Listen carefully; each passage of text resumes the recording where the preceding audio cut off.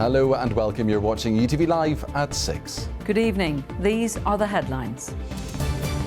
Could there be more like Katie? A former murder detective is shocked at the number of families who feel their relations died in suspicious circumstances, only for police to rule out foul play. We can't ignore it now. We can't put the genie back in the bottle. We have to deal with it. Fermanagh out in force and battling to save hospital services, and there are fears that the move will cost lives. And families feeling the pinch as back to school preparations ramp up. From issues in schools to outside of them, I'm in County Armagh as one group calls for more inclusive and accessible spaces for children to play in. Also tonight, the Irish League season is ready to kick off, and Glentoran's Declan Devine is hoping that a new striker can shoot them to the top. And a brief spell of rain through tonight, but is there something a little warmer on the way? Well, I'll have all the details coming up later in the programme.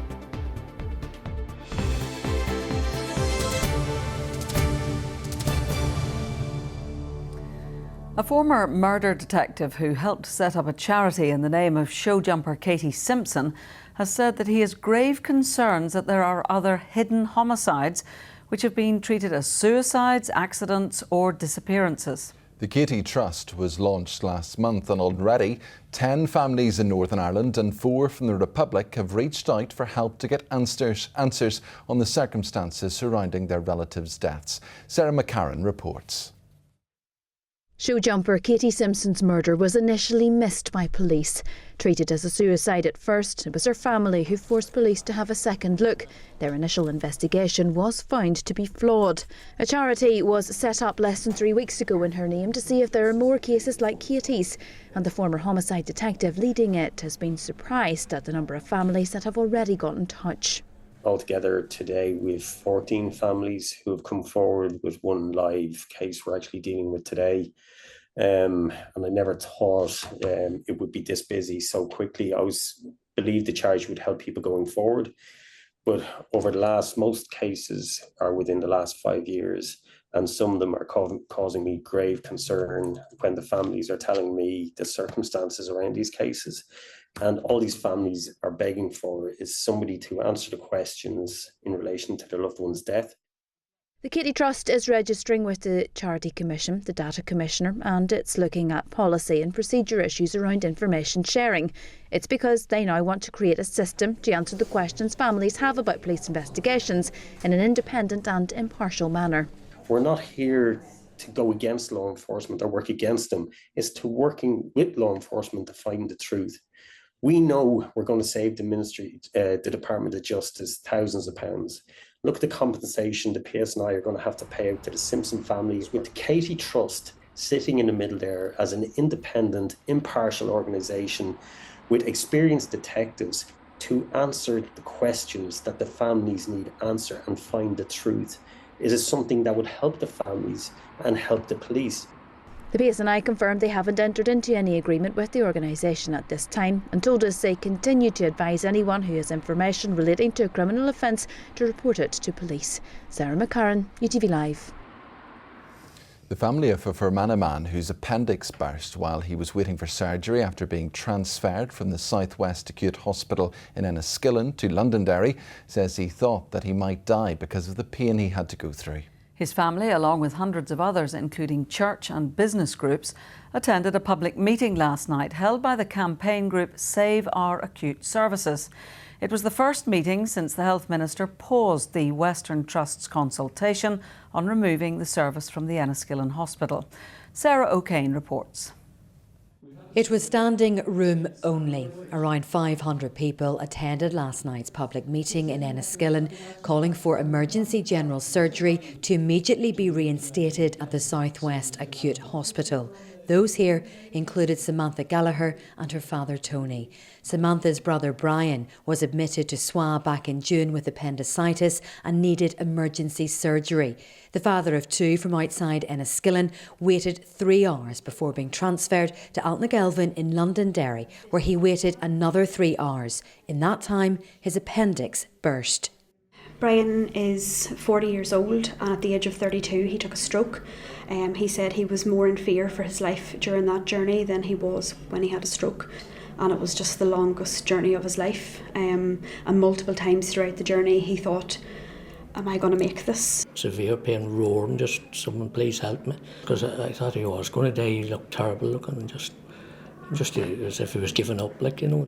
The family have now lodged a formal complaint, and the Trust say they're happy to meet with them to listen to their concerns and address any issues. I think mentally it really has scarred him. This has not been a good outcome for him. He developed sepsis twice. He was readmitted to hospital. Last month, the Health Minister paused the consultation process to permanently remove the service. Mike Nesbitt wants the Trust to restore confidence by producing a vision plan for the hospital. We have written as a council to Minister Nesbitt asking for a reassurance that it's not just a pause, that out of this pause will emerge a vision for a rural area hospital to meet the requirements of the people of this community. Church leaders, business groups and sports organisations were all here and backed the campaign. We have thousands of employees across all our businesses. We want to make sure that them and their family have proper access to proper healthcare in this area, right from GPs right through to emergency services. We want to attract more people to come and study, work, live in this area, and to do that we need the proper facilities available for them. We represent 63 teams over 32 different clubs with in excess of 2,500 registered players. So it's a considerable amount of people who are invested in football. But obviously we're a contact sport and injuries can happen, and we maybe see the outworkings of the lack of resources and the lack of investment that SWA has had. Since emergency general surgery was suspended in 2022, the Trust claim there have been better clinical outcomes with no concerns for patient safety. And with the consultation now paused, they say they are taking time to reflect on how they can effectively engage with all key stakeholders and the public going forward. Sarah O'Kane, UTV Live, Enniskillen. And joining us in the studio is our health reporter, Deborah McAleese. So, Deborah, why did the Western Trust make this decision?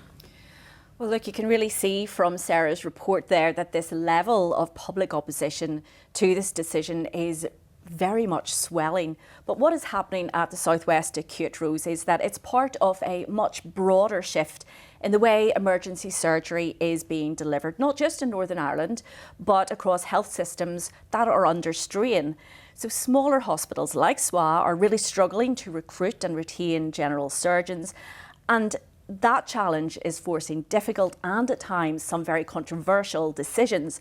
Now, it's not unique to Enniskillen. Across the United Kingdom, health services began centralising emergency general surgery over a decade ago. And the thinking behind it is that larger hospitals means bigger patient volumes, and that offers greater variety of cases. And that helps surgeons keep their skills sharp. So how do people who live in that area, how are they going to be secure in the knowledge that they're going to be looked after properly? Well, the Trust hasn't been able to reassure the public in the northwest of that yet. The Trust has said that the move was shaped by unprecedented workforce pressures and patient safety concerns. Surgeons are saying that it's unsafe to put a second-rate emergency service back into the Southwest Acute Hospital, but you really do understand that public concern, that issue of transfer and ambulance times. So the Trust has a very difficult job to try and reassure the public that that has been properly balanced against that risk to patients. Deborah McAleese, thank you very much. With summer nearly over, families are turning their attention to the new school year, and that can come at a substantial cost. Before the bell rings for a new term, many are struggling with the cost of uniforms. Barbara McCann reports. No parent with a child of school age can escape the cost of a uniform. It has to be bought, whatever class they're in. And if there's more than one, well, finances are hit harder. Every year it's the same. You kind of think, oh, it'll not cost that much, but by the time you buy all the blazers especially, blazers are nearly £100 each, so there's £200 before you even begin buying skirts and trousers. My two aren't particularly sporty, but they still need all the sports for games and PE, and especially it's all branded stuff, so that adds on even more cost as well to the normal school uniform. The average spend on a uniform for a child of primary school age is almost £1,000. It's slightly higher for a secondary school pupil. A third of parents are forced into debt to meet these costs, with nearly 3% turning to moneylenders. Pre-loved school uniform pop-ups like the one here at the Vine Centre on Belfast's Crumlin Road are taking the burden off parents faced with back-to-school costs. It's saving a lot of money. Over the past month, in the month of July, we have helped 868 children across 8 of our projects. And it's just been a helping hand to provide some uniforms, whether that be a blazer, a skirt, a full uniform, or even some spares to help them in the back to school. And parents are coming in going, "You've saved me a small fortune." While some schools have taken steps to reduce uniform costs, many still require branded items, such as PE kits with school logos, which are more expensive and must be bought from specialist shops. The Department of Education is currently acting to change the law, limiting the number of branded items schools can insist on. It says the Minister is working at pace, but some of the political parties believe it's too slow. We're hopeful that the legislation that the Minister has brought forward will deliver on affordability, but that depends on what the content of the guidance is. We still haven't seen that guidance. We've been through the scrutiny process within the committee, and without seeing that guidance, we cannot have confidence that this is going to deliver for families. So I hope that it works. I hope that we will be able to say to parents that the cost of school uniforms will come down. But until we see that guidance and we understand what that legislation is going to deliver on, we simply can't make that commitment. It's likely to be September next year before parents can expect to see any financial help sending their children to school. Barbara McCann, UTV Live, Belfast. Irish diplomats are said to be working around the clock to free a County Mayo woman who was taken hostage in Haiti on Sunday. Gina Herity and 7 other hostages, including a 3-year-old child, were kidnapped in Kenscoff, where she oversees an orphanage run by a humanitarian organisation. Everything that can be done is being done. The Taoiseach Simon Harris has assured me we have our embassies in London, Dublin, Washington. The Taoiseach spoke with our EU High Representative, so there's now a diplomat and a point of contact on the ground in Haiti. So we will keep hoping and praying. A drag artist who took part in a storytelling event for children at a Belfast library says they have been the subject of abuse and false accusations online. Lady Portia De Monte released a statement following the event.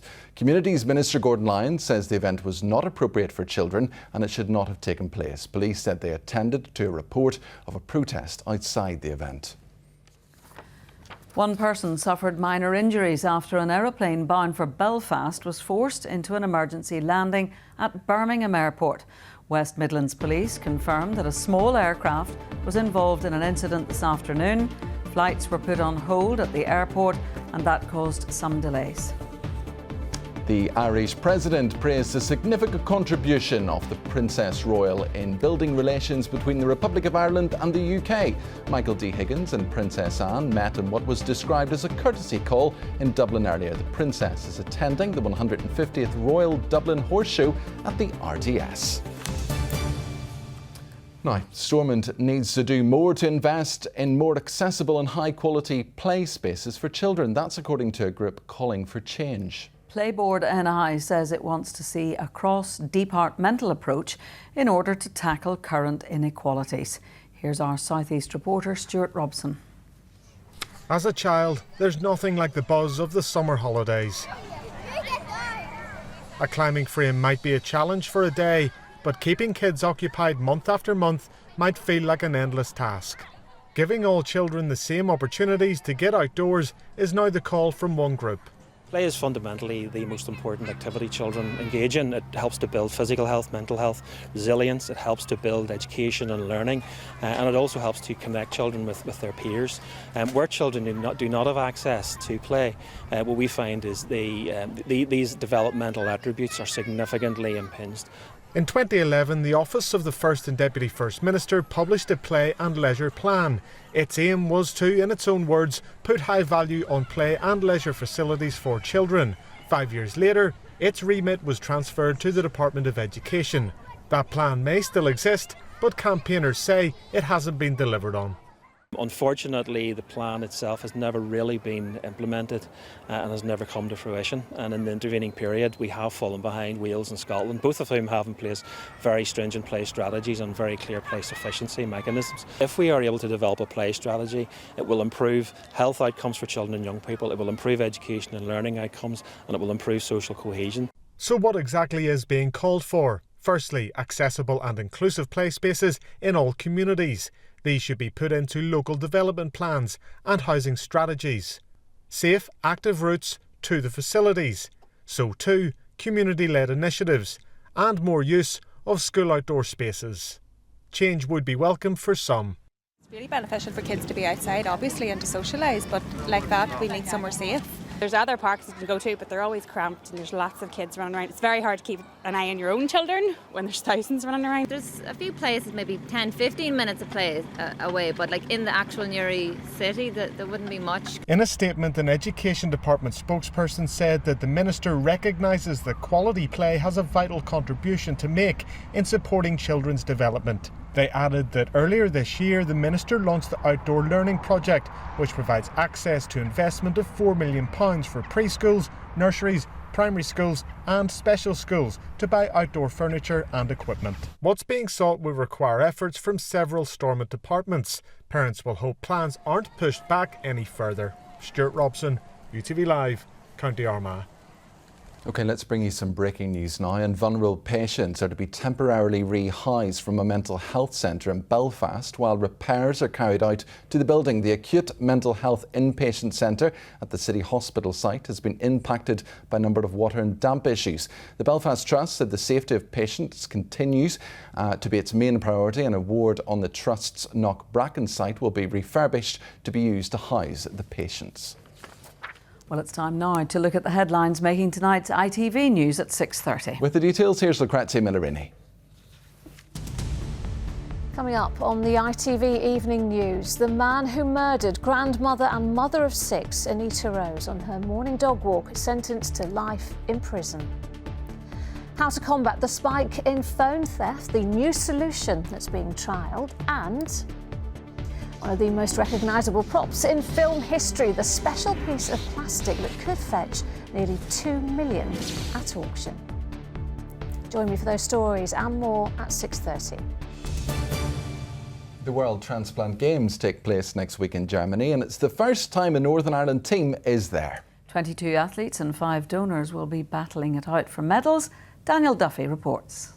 When PGA professional Paul McChrystal had a liver transplant, he thought his days of competing were over. But 2 years on, he takes to the tee to compete at the World Transplant Games. I had to take so long not being able to play, and sometimes it can wear off you, and you say, well, that's it, you know. But no, I had the power and the determination to get back and hit balls again. And then just gradually ease myself back into playing the golf course. The games take place every 2 years. It's the chance for transplant athletes to compete at the highest level. We have found that, transplant patients are a very select, unique group. They have their own story but share a very, very common theme. And it's lovely to give them that safe environment where they can even talk about the issues they've had within their transplant journey that people really outside the community just really don't get. And they do that via sport. They do that on the warm-ups, on the cool-downs, on the cycle rides. And sport is just really the conduit for those conversations to happen. Competitors have all gone through the likes of kidney, liver and stem cell transplants. It's the opportunity for them to share their story with those who have gone through a similar experience. Oh, I'm super excited about it. It's something I've been looking forward to really since I was starting to recover from my transplant. Sport was a real huge part of my life, not just taking part and the physical benefits, but also the sort of social community, and being able to be part of that again after, it's sort of a bit more of my personal identity coming back, after a real sort of the shock and the trauma of being so ill. I was transplanted just over 2 years ago now with a kidney transplant, and when I first got it, didn't go amazingly well, and this has kind of given me a real kickstart into trying to get back healthy again and getting out there. Being a professional golfer means Paul has his sights on one thing and one thing only in Germany, and that's a medal. I've got 3 other companions in the golfing side and the golfing team, and yeah, I think, you know, we have a really good chance of doing well in Dresden, and hopefully, yes, pick up a gold, silver or bronze. You know, to achieve that in a tournament so big, it's going to be absolutely fantastic. Linfield manager David Healy believes that Coleraine and Glentoran are the teams to beat. The Glens' intentions are clear, having signed the last season's League of Ireland top goal scorer Pat Hoban. Here's Ruth.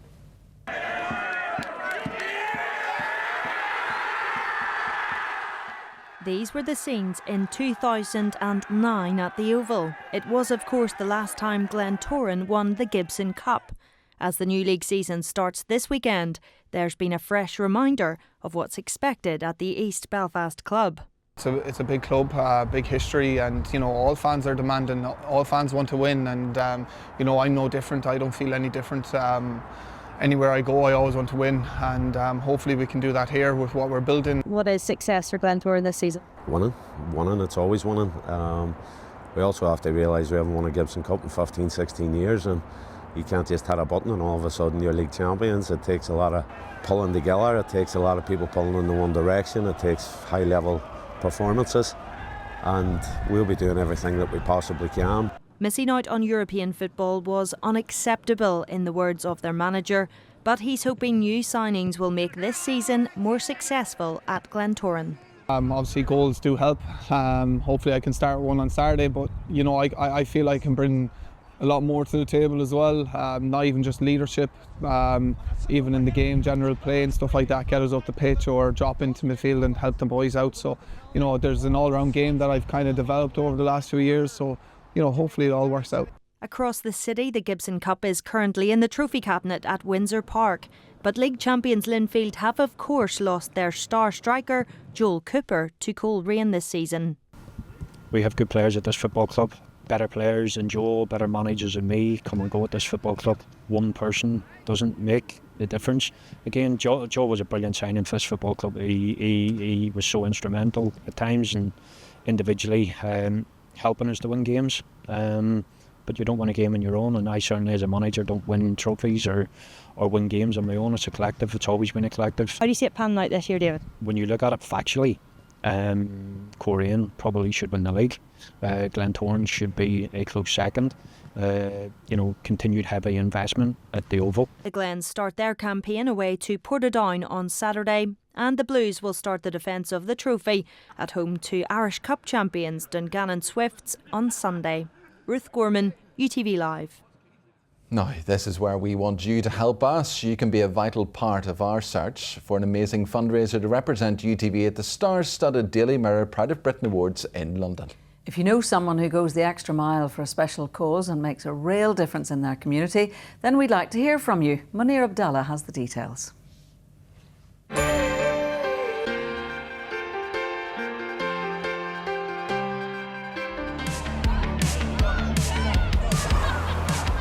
Get ready for a very special night. The Pride of Britain Awards is a national institution. Now in its 26th year, it's an annual event celebrating the bravery and brilliance of those who display true grit and determination.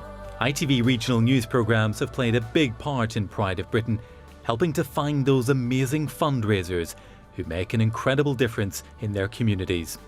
And now we're looking for our next champions, people who go that extra mile to raise money for a special cause. You can nominate an individual or a group of people, and with a special insight into what we're looking for, here's one of the Pride of Britain judges, ITV's very own Ben Shepherd. I think the things that are hugely important is finding someone who is absolutely invested in their community, that has gone above and beyond for the people around them, without doubt has put themselves in a position where they've created an extraordinary movement with the charity endeavour that they've done, and really just because they have a huge passion for the people around them, the community they live in, they have done everything they can to try and change the lives of those people that they live alongside. So, do you know someone who fits the bill and deserves recognition? All you have to do is to nominate them is go to itv.com/Pride of Britain. That's all one word.